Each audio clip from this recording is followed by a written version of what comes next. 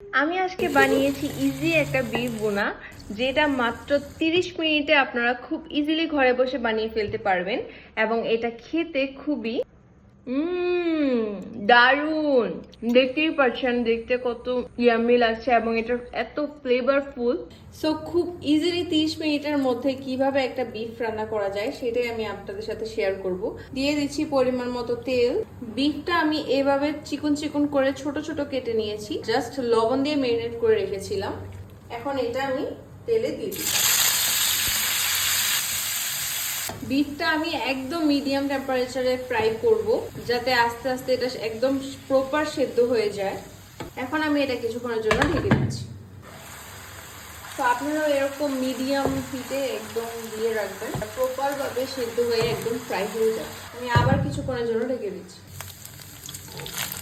আমার মাংসটা একদম ফ্রাই হয়ে গিয়েছে। এখন আমি মাংসগুলো একটা পাত্রে উঠিয়ে নেব। এই যে আমার মাংসটা দেখতে এমন হয়েছে। এখন আমি দিয়ে দিচ্ছি পেঁয়াজগুলো। একটু বেশি পরিমাণে পেঁয়াজ নিয়েছি। গরম মশলা, তেজপাতা, এলাচ এবং দারচিনি, 4টা শুকনো মরিচ, একটু গোলমরিচ নিয়েছি, কিছু পরিমাণ বাদাম, একটু জয়ফল, জৈত্রিক, পোস্তেদানা, শাহি জিরা এবং কিছু গোলমরিচ। এখন আমি এগুলোকে সব পেস্ট করে নেব। 1 চামচ আদা ও 1 চামচ রসুন বাটা, পরিমাণ মতো লবণ, 8 চামচ ধনিয়া গুঁড়া, একটু টেস্টিং সল্ট, একদম সামান্য মরিচের গুঁড়া।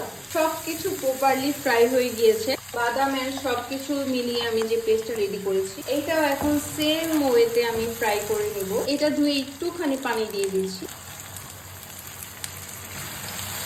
বাদামটা প্রায় ফ্রাই হয়ে গিয়েছে। এখন আমি এর মধ্যে দিয়ে দিব বিফগুলো। ভালোভাবে মিক্স করে নিব। এর মধ্যে একটু টমেটো সস, একটু ফিশ সস, সামান্য একটু সয়া সস, 1 স্লাইস লেবু। এখন এগুলো সবকিছু ভালোভাবে মিক্স করব। দিব এখন পরিমাণ মতো পানি। খুব অল্প পরিমাণে পানি দিয়েছি। কিছুক্ষণের জন্য এটা ঢেকে দিয়েছিলাম। এখন এটার মধ্যে আমি দিয়ে দিব 1 গ্লাস দুধ। এর মধ্যে এখন দিয়ে দিচ্ছি কাঁচামরিচ। কাঁচামরিচগুলো এভাবে ভাগ করে দিয়েছি। দিয়ে দিব কিছু পরিমাণ চিনি, একটু কেওড়া জল। আবার কিছুক্ষণের জন্য আমি ঢেকে দিব, যাতে প্রপার ভাবে কুক হয়ে যায়। দিয়ে দিচ্ছি একটু গোলমরিচ গুঁড়ো, আবার ঢেকে দিচ্ছি। বিফটা একদম খাওয়ার জন্য রেডি হয়ে গিয়েছে।